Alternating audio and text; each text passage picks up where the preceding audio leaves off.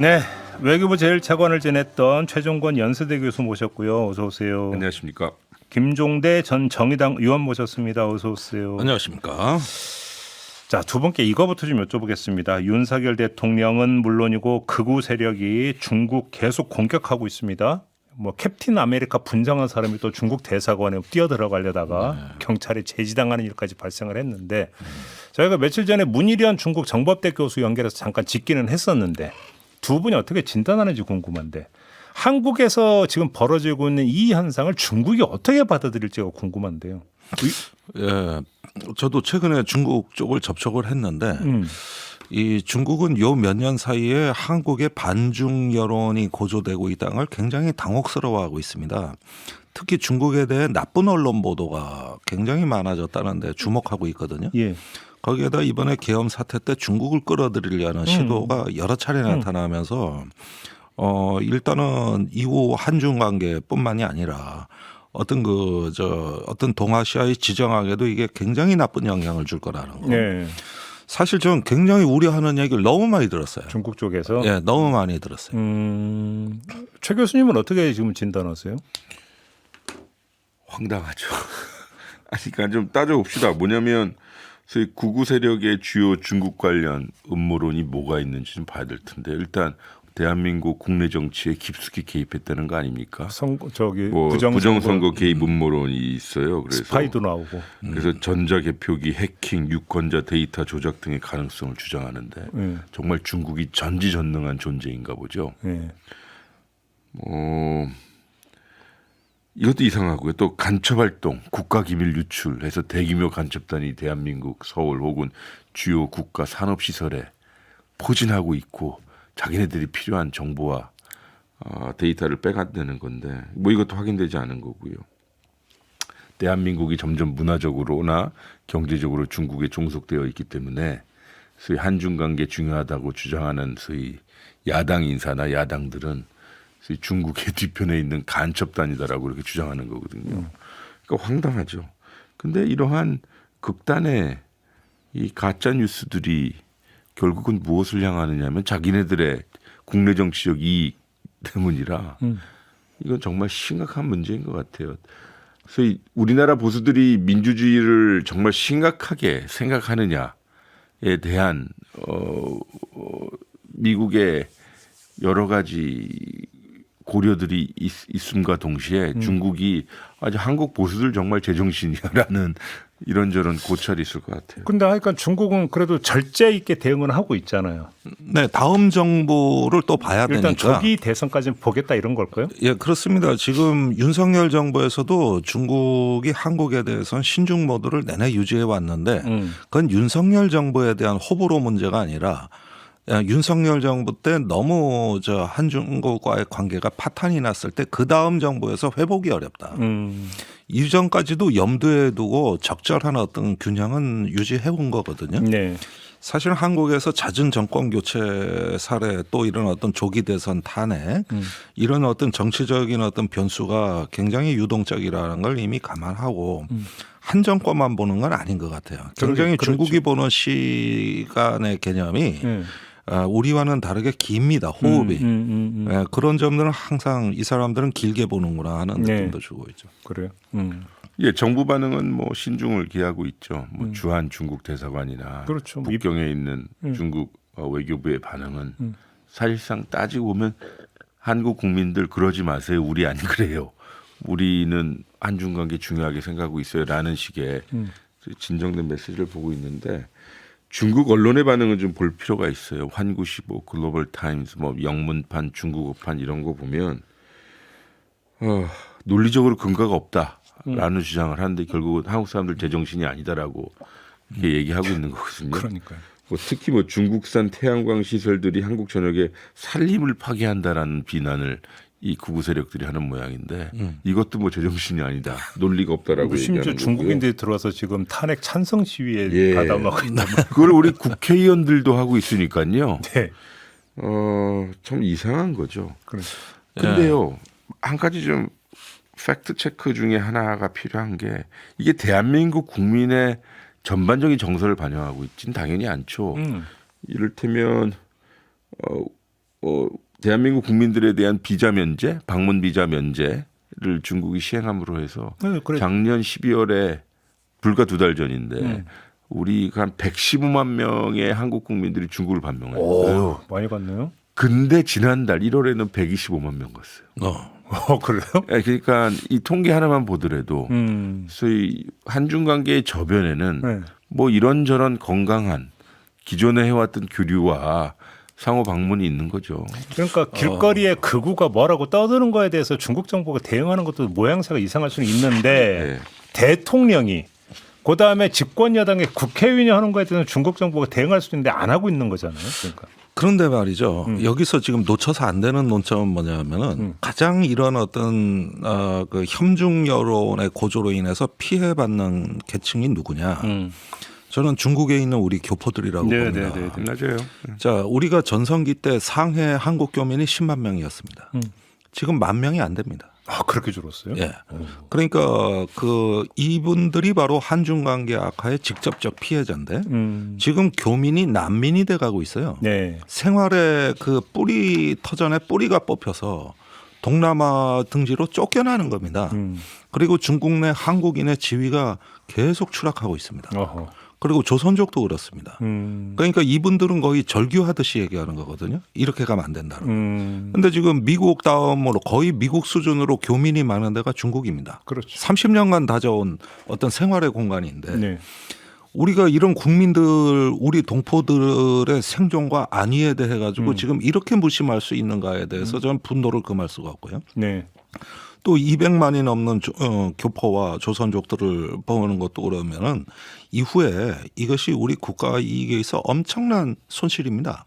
장기적 이익을 봐야 되는 건데 이런 식으로 가게 되면은 결국은 이제 중국이 아무리 한국한테 어떤 그 관리 모드로 균형을 유지한다 하더라도 종국에 가서는 상당히 악화될 수밖에 없는 구조거든요. 근데 저는 궁금한 게 하나 있는데요. 지금까지 그 해방 후 지금 한국 극우의 그 생명줄이 북한이었잖아요. 이른바 반북이라고 하는 걸 통해서 어떤 그 극우의 어떤 입지를 계속 다져오려고 했는데 지금 반중이라고 하는 게 그러면 반북에 버금갈 정도로 극우의 하나의 생명줄로 계속 애용될 것이냐?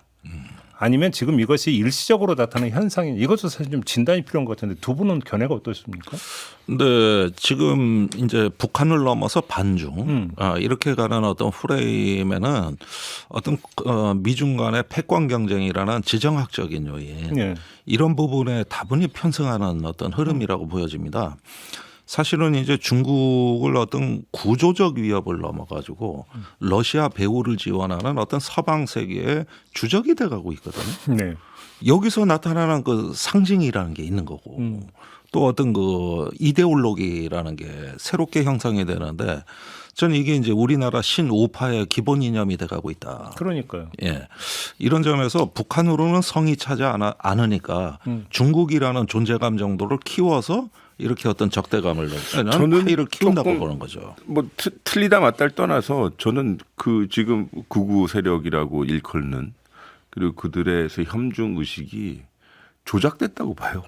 뭐 그리 깊지 않다고 봐요. 뭐냐면 2016년 박근혜 정부 기간 중에 박근혜 당시 대통령이 소위 천안문 막루에 올랐었을 때 중국군 사열을 하고 그랬죠. 그 당시에 소위 지금으로 일컬면 보수 세력들이 광화문이나 세종로에서 환영 시위를 했어요. 다 그랬네. 그리고 그분들이 시진핑 주석 방한했었을 때도 쌍수를 들고 환영한다는 태세의 돌변이 너무 심하다. 그 여러 가지 그 현수막을 서울 시내 곳곳에 하면서 한중각에 중요하게 했어요. 이게 제가 이 말씀을 못 드리냐면 조작됐다라는 것은 지금 어떠한 정치 세력, 소위 이 탄핵을 거부하는 이런 세력들이 반중 논리를 하나의 이 기제로 삼아서 지금 야당을 공격하는 것 같아요. 왜냐하면 이 탄핵을 주도한다고 보여지는 야당 진보 진영들을 때리기 위해서 야당 뒤에는 친북이 있고 또 친북 뒤에는 친중이 있고 네. 이들이 한 통속들이고 그래서 일종의 때려야 되는 것 같아요. 근데 이제 제가 이 질문을 드렸던 이유가 정치적 측면 말고 문화적 측면도 있는 게 사실은 그 이제 한한령이라든지 코로나라든지 이런 계기들이 어떤 계속 쭉 가면서 대중적 정서에 있어서 어떤 협중 정서가 사실 계속 커왔던 것은 부인할 수 없는 사실이거든요. 그러니까 어찌 본다면 지금 한국의 극우가 어떤 이렇게 이제 협중 정서가 그러니까 조금씩 자연스럽게 커가는 것에 오히려 편승했던 측면들도 분명히 있기 때문에 그죠? 이 부분들이 어떻게 이제 그 조절될 것인가라고 하는 게 앞으로 정치적 과제라고 봐야 되는 거 아니겠습니까? 네. 결국은 이제 어느 정파가 집권해서 대중 정책을 어떻게 펴는가 이게 이제 하나 이제 뭐 중요한 변수가 될 것 같은데 관련해서 한미일 외교장관 회담이 독일에서 열렸습니다. 여기서 공동 성명을 보면 대만의 국제기구 참여를 지지한다라는 내용이 들어가 있습니다. 중국 입장에서는 심히 거슬리는 네. 이런 내용이 좀 포함이 되어 있거든요. 이렇게 돼버리면 여기에 또 한국 외교장관도 이름을 올린 거잖아요. 이 점은 어떻게 봐야 되는 겁니까? 예, 그 2월 15일이죠. 지난 주말 사이인데 미넨에서 열렸어요. 한미일 외교장관 특히 트럼프 행정부 출범 이후에 한미일 외교장관이 만난 건데 말씀하신 바와 같이 합의문 냈는데 그중에 주목할 만한 것이 대만의 국제기구 참여 지지예요. 3개국의 장관은 대만이 적절한 국제기구에 의미 있게 참여하는 것을 지지한다고 밝혔는데 한미일 3국이 대만의 국제사회 참여를 공식적으로 지지한 첫 사례입니다. 아, 첫 사례입니다. 네. 그리고 미국 트럼프 행정부의 강경한 대중정책 기조가 반영된 것으로 언론에 보니까 많이 해석돼요. 근데 여기서 얘기하는 국제기구가 뭘까요? 이상합니다. 적절한 그러니까요. 국제기구인데 외교부의 설명은 국가성이 있어요. 국가의 주권이 인정되지 전제되지 않아도 참여할 수 있는 국제기구다. 뭐 이런 거예요. 그 뭐가 있지? 뭐 IOC. 근데 옛날에 WHO 세계보건기구의 대만의 가입 문제가 실제로 미중 간에 첨예한 의제가 된 선례가 있습니다. 근데 뭐 세계 보건기구는 지금 트럼프가 집권하자마자 뭐 탈퇴안에 뭐 하지 않았습니까? 예, 그 완전히 뭐 이번에 그러니까요. 코로나 때 무력화됐다고 봐야죠. 그래서 그걸 염두에 둔 것 같지는 않은데. 예, 며칠 사이에 이제 뭐 오늘이 됐든 내일이 됐든 이제 북경의 반응이 나올 것 같은데요. 근데 제가 드리고 싶은 말씀은 뭐 이거 그 자체보다도 지금 탄핵 정부잖아요. 그렇죠. 대행 정부가 거의 들었을 것 같기도 하고. 근데 이렇게 중요한 국가적 외교의 방향을 이 외교부 수준에서 이렇게 결정해도 되는 것인지. 두 번째는 소위 이게 임기응변식으로 미국이 혹은 일본이 요구하니까 한미일 협력이라는 플랫폼에서 소위 중국을 향한 이런 거센 메시지가 나와도 되는 것인지. 정말 이 탄핵 정부가 어디까지 외교라는 중요한 국정의 한 틀을 이렇게 유지해도 혹은 운영해도 되는 것인지 정말 이해가 안 돼요. 그런 점 때문이지 외교부 당국자는 또 이런 코멘트를 했습니다. 대만에 대한 우리 기본 입장엔 변함이 없다. 기본 입장이 뭐예요? 그러니까 기본 입장이라고 하면 하나의 중국을 존중한다는 거 아니에요. 네. 근데 대만의 국제기구 참여를 적극적으로 지지한다라고 하면은 나는 따뜻한 아이스 아메리카노가 좋아 이거 아닙니까? 그러니까 이게 모순된다 이거잖아요. 모순되는 거고 네. 역전 뒤에서 만나자 이건데 이제 좀 말이 안 되잖아요. 역전 딜은 좀 와닿는데. 이거 좀 이상하잖아요. 그러니까 제 말씀은 이렇게 할 자격이 있냐 이거예요. 이제 외교부가 저라면 좀 기다려 우리가 지금 국내 정치로 힘드니 권위 있는 결정을 할 수가 없어. 책임 있는 결정을 할 수가 없어. 그렇다고 미국이 한미일 외교장관 한번 보자 하는데 우리 못 가. 지금 우리 내 코가 석자라 못 가. 이러기도 힘든 거 아니에요? 아니 한미일 외교장관은 뭐 저도 한미일 해봤습니다만 일종의 선언적인 거예요. 그 선언은 그러니까 당연한 것을 선언하면 돼요. 한미일은 협력할 거야. 그래서 참여는 하더라도 이건 좀 거시기하지 않냐. 그렇죠. 그렇게 힘이 있을까요 지금? 아니 그럼 이렇게 쏠려가요. 그리고 국내에서는 협중 정서. 주체는 어쨌든 지금 보수 세력이에요. 그리고 한미일이라는 테두리 안에 지금 중국을 자극하거나 소위 우리나라의 대중 정책에 변화가 올지도 모르는 초석을 이렇게 깔아요. 그러면 한번 질문을 지금 이 국면을 넘어서 조기 대선이 치러졌다고 쳐요. 그래서 정부가 출범했다고 쳐요. 그런데 지금 트럼프 2기 행정부에서 대중 정책이 어떻게 될지는 대충 지금 전망이 되는 거잖아요. 네. 거기서 우리가 독자적 영역을 확보해서 중국과의 관계를 개선할 수 있는 여지가 얼마나 있을까요? 어떻게 보십니까? 저는 오히려 그럴 기회가 온다고 봅니다. 그래요? 네. 그 바이든 정부 시절에는 한미일 대 북중러라는 진영 외교의 프레임이 너무나 강했고 윤석열 정부 출범은 또 그런 어떤 환경 하에서 출범하다 보니 어떤 진영 뭐 또 가치 외교 이런 것들이 좀 먹혀드는 그 여지도 상당했다. 예. 근데 지금 트럼프는 동맹국 우방국부터 두들겨 팬단 말이에요. 그렇죠. 그다음에 이번에 미넨 안보 회담에서 굉장히 중요한 게 우크라이나 문제였는데 예. 헤그세스 그 미 국방장관이 거의 손 떼는 발언을 했어요. 여기서 멈춰야 된다. 더 이상 전쟁하면 안 된다. 유럽이 알아서 해라. 이런 식의 어떤 그 민주주의 연대의 어떤 그 균열을 가하는 듯한 발언들이 됐고 각자 자기 이익을 찾아가야 된다는 메시지가 강했습니다. 물론 트럼프 정부가 중국 때리기에 동맹국을 동원하는 건 확실시 되지만 그럼에도 불구하고 이제 국제 정세가 그렇게 단순한 프레임이 아니라 어떤 진영 내에서도 여러 가지 이해관계 차이로 균열이 될 조짐들이 보이거든요. 예.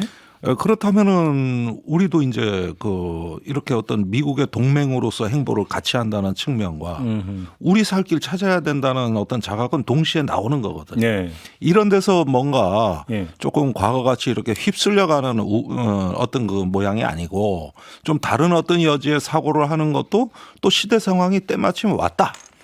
이런 것도 국민들한테는 설득 가능한 부분이라고 보는 것이죠. 그러니까 이제 필요성은 더 오히려 커지는데 그렇습니다. 환경이 어떻게 되느냐 문제를 여쭤보는 거 어떻게 보십니까? 아니, 대한민국 지도자가 누가 되느냐 혹은 어떤 성향의 지도자가 되느냐에 따라 달려 있겠죠. 죽어도 미국이다. 아니 사실 구조적 환경이랑 비슷하거든요. 정도의 차이가 있지만 네. 문재인 정부 끝나고 어쨌든 미중 관계 안 좋고 이런 거였으니까. 근데 죽어도 소위 젖은 낙엽처럼 미국에 착 붙어야 되겠다고 주장하는 정권이 나타나면 오늘 비유가 찰지네. 젖은 낙엽. 젖은 낙엽처럼 딱 붙어서 하면 할 수 없는 거예요. 또 우리 그렇게 4년 5년 보내는 거고요. 예. 근데 그러면 안 되겠다. 우리 의원님 말씀하신 것처럼 우리 정말 실용적으로 나가자. 우리 북경하고도 잘 지내고 워싱턴은 동맹이니까 당연히 잘 지내는 건데 실용적으로 지내면서 전략적으로 소통하면서 북한 문제 잘 관리해 나가고 네. 또 우리의 전략적 가치 높이기 위해서라도 북경 서울 전략적 소통 강화하면서 경제적 관계 더더욱 강화하고 문화적 그다음에 인적 교류 강화하는 방향으로 가면 그걸 굳이 균형 외교로가 안 불러도 우리는 근린 국가하고 협력하면서 살아왔던 것이니 그 전통제대로 가자라고 하는 지도자가 생기면 그렇게 가는 거 아니겠어요? 주한미군 성격을 그러니까 좀 전환하려고 한다는 움직임이 미국에서 있다는 거잖아요. 대북 방어보다는 중국 견제 쪽으로 오히려 이제 성격을 그러니까 전환하는 이 부분과 연동되는 부분들이 있지 않습니까? 저는 이제 그 트럼프 그 선거 캠프의 인사 중에 그런 말을 한 사람이 있다 그러니까 최 교수는 그게 주류는 아닐 거다. 네. 이렇게 이제 얘기를 하지 않았습니까? 그래서 나는 에브리지 콜비 얘긴데 네. 지금 국방부 차관입니다.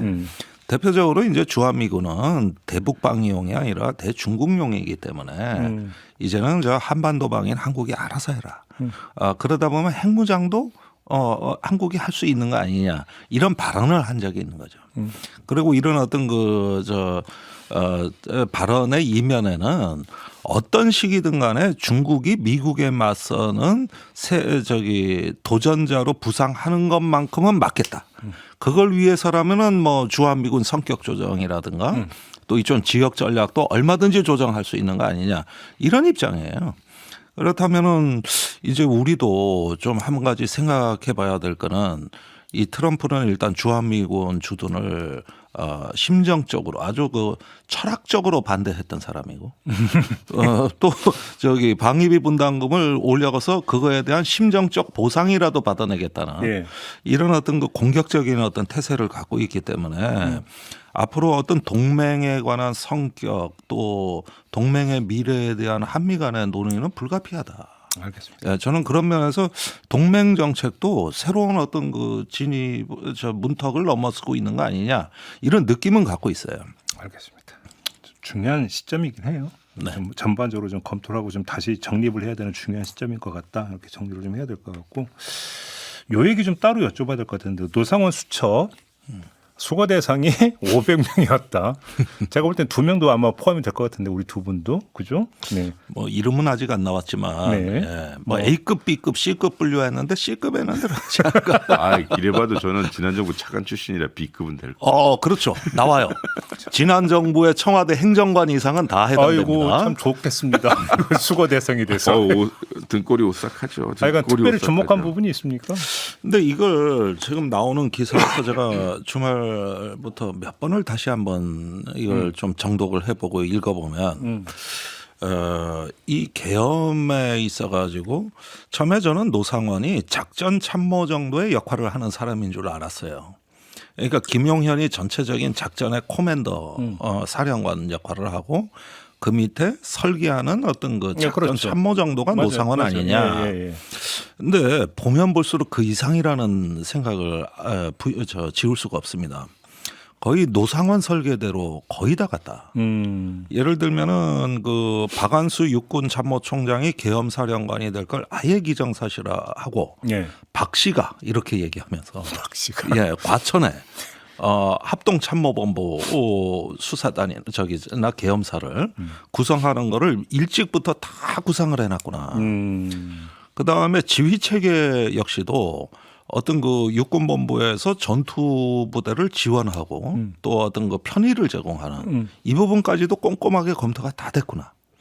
그래가지고 그 섬 3개, 뭐 백령도, 연평도, 실미도, 네. 그 다음에 강원도, 인제, 철원, 부근에서의 어떤 전방의 수집소 운영, 이것도 수첩에 키워드만 나온 것 같지만은 실상은 어떤 그 실행 계획까지 다 준비가 돼 있었던 걸로 보여집니다. 그래요. 대표적으로 양구군청에 그 계엄이 선포되던 날 계엄군이 제일 처음으로 들어왔거든요.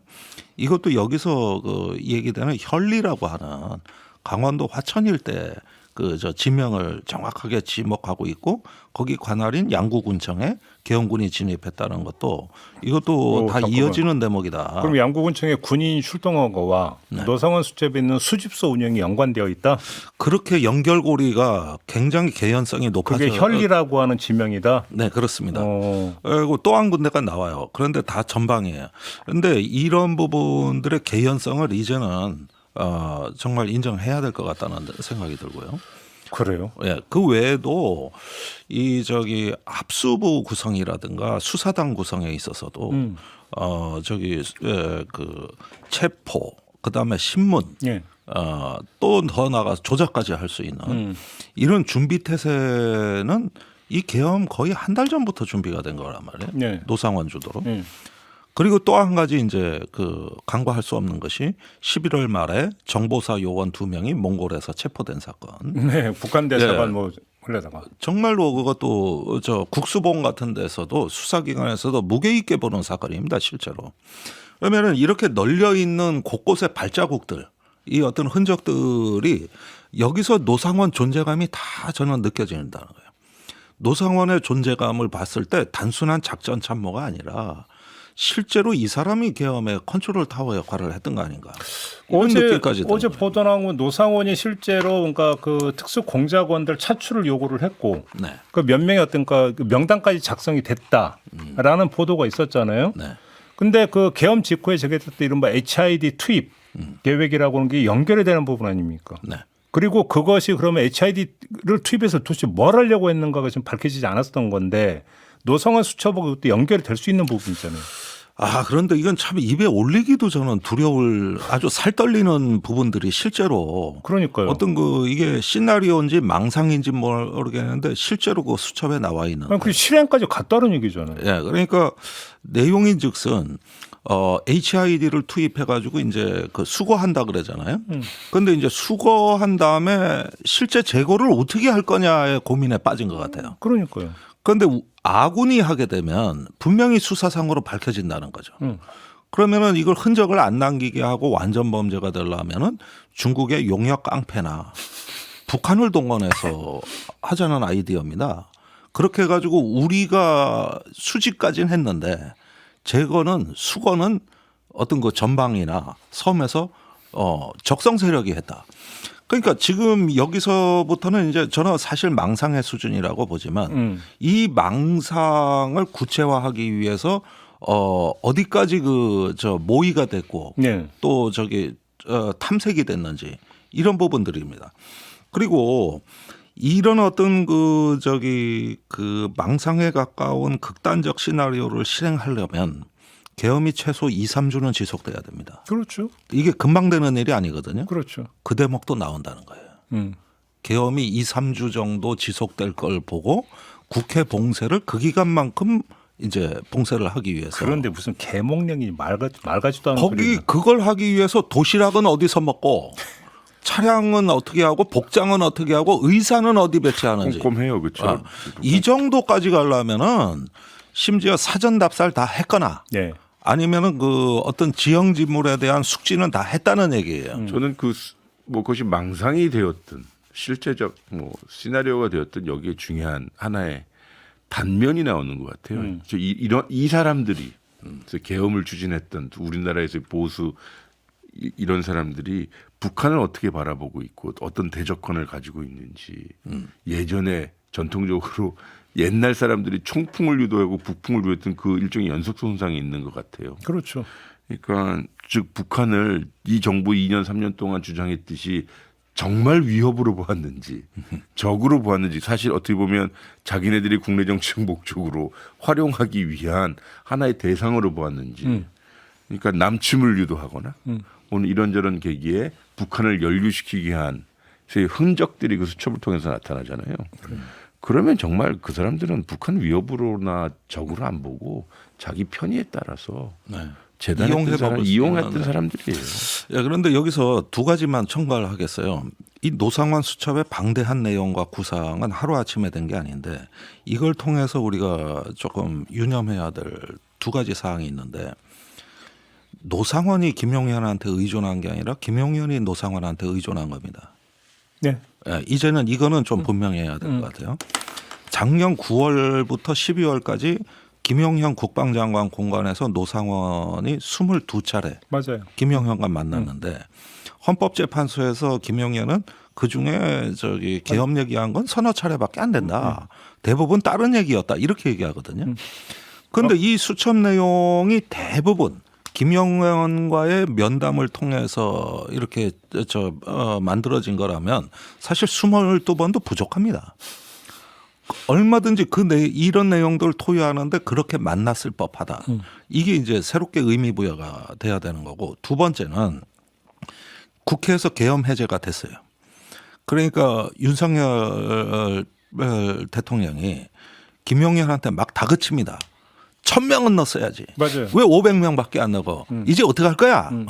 이러면서 막 다그치는데 김용현이 얼어버립니다. 어떤 판단도 마비되고 한마디도 못해요. 그리고 윤석열이 대통령실로 복귀하자 김용현이 그 다음에 통화한 사람이 누구냐? 노상원으로 보여지는 거죠. 군사보좌관에 의하면 상원아 이제 어떻게 하면 좋으니? 장관이 이래더라는 거야 전화로. 이 두 가지를 종합해 봤을 때 어떻게 보면은 김용현이 노상원한테 깊이 의존하고 그 노상원 믿고 뭔가 계엄의 어떤 그 강도와 속도를 조절했던 거 아니냐? 전 여기까지 의문을 제기하는 거거든요. 그러니까요. 예. 그러면은 지금까지 봤던 거하고 관계가 뒤집히는 거죠. 근데 문제는 노상원 수첩에 대한 수사가 또 얼마나 진행이 되느냐는 또 우리가 지금 모르는 거잖아요. 별로 안 된 것 같은데요. 그건 이제 재판에서 진술밖에 이제 들을 데가 없어요. 검찰에서는 안 하니까. 그러니까. 예.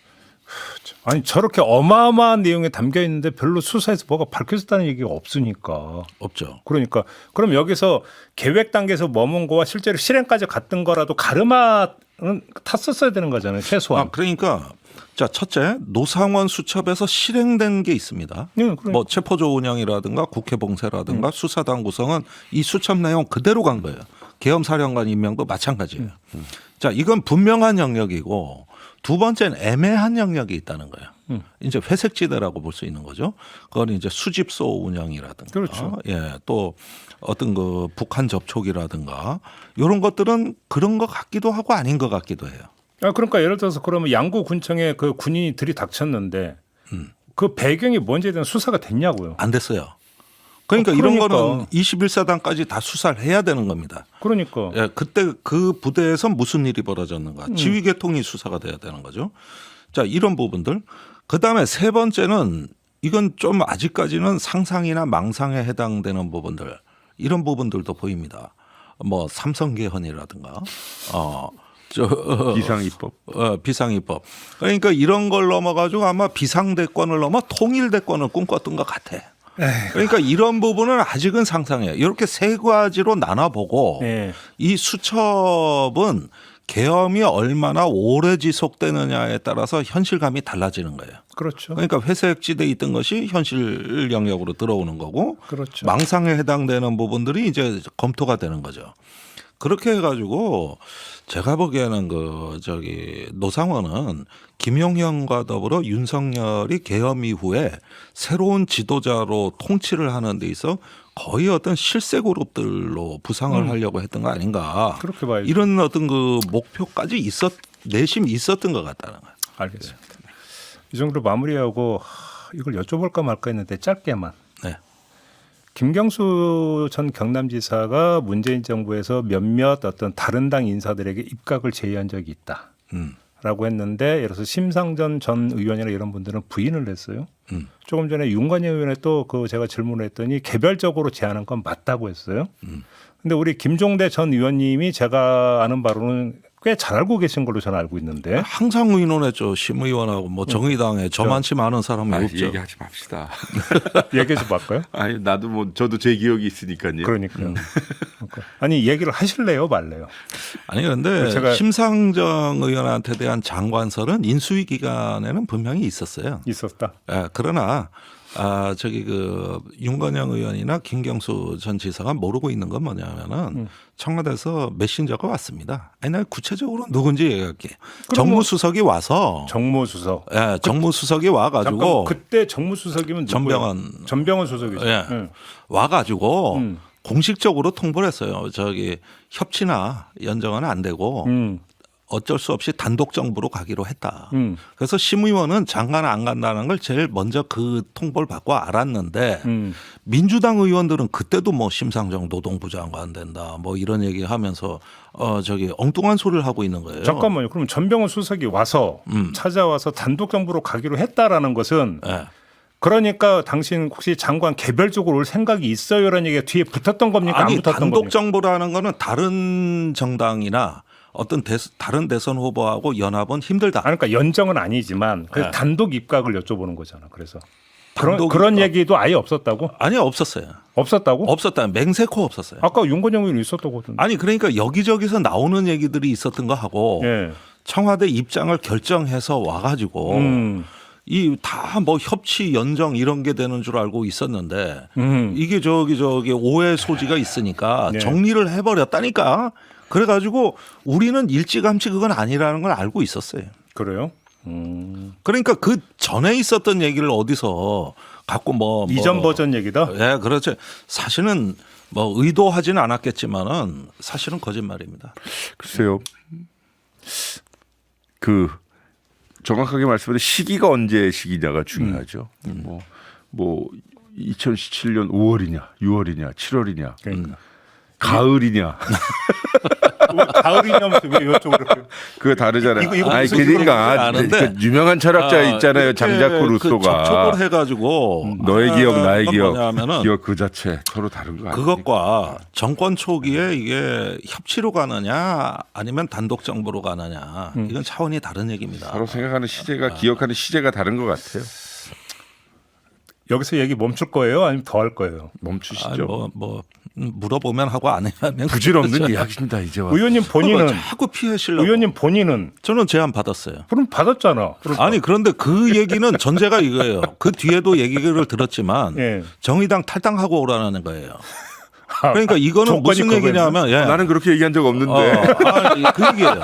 오늘 지역 두 명이 마주 앉았구나. 그러니까 예. 이거는 무슨 그렇게 얘기냐면은 정당 간의 협치가 아니라 그렇죠. 협치 연정은 아니었어. 그러니까 사람을 그냥 쉽게 얘기하면 빼간다. 그러니까 간단히 정리하면 연정 차원의 논의는 없었던 건 팩트야. 예. 그건 양쪽 다 같은 건데 그럼 개별 제안이 있었느냐 없었느냐만 따지면 되는 거죠. 그런 거죠. 아니, 근데 그러니까. 의원님 때 제안은 했는데 그럼 이제 정의당 탈당하고 오라 그랬다. 아니 그렇죠. 뒤에 그런 얘기를 덧붙였죠. 덧붙였어요? 예. 누가? 그만합시다. 여기서 멈출게요. 이게 뭐 이제 와서 뭔 얘기지? 이해해봤자 무슨 상관이에요 지금? 아니 진실 게임 비슷하게. 아니 그러니까. 뭐 그래서 와 아니 뭐 밝히라면 언젠가 저도 뭐 다 밝힐게요. 준비되어 있어요. 제 그렇죠. 첫 번째 수첩. 그렇죠. 그래서 MBC의 유명한 그 타이틀 있잖아요. 이제는 말할 수 있다. 그죠? 네. 언젠가는 그게 오겠죠. 뭐 그죠? 네. 아이, 그럼요. 이렇게만 마무리할게요. 네, 고맙습니다. 두 분 수고하셨고요. 저도 물러가겠습니다. 고맙습니다. 감사합니다.